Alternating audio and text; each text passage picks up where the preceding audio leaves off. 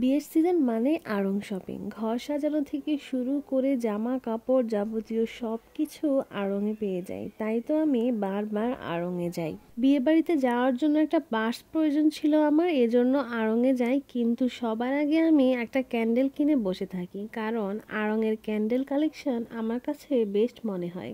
আড়ংয়ে candle choose করা আমার কাছে টাফ মনে হয়, কারণ সবগুলো খুব সুন্দর আর রিজনেবল প্রাইসে পাওয়া যায়। এরপর সব ধরনের শাড়ির সাথে ক্যারি করার মতো একটা পার্স কিনেছি। এটা খুব ভালো আর এলিগেন্ট মনে হয়েছে আমার কাছে।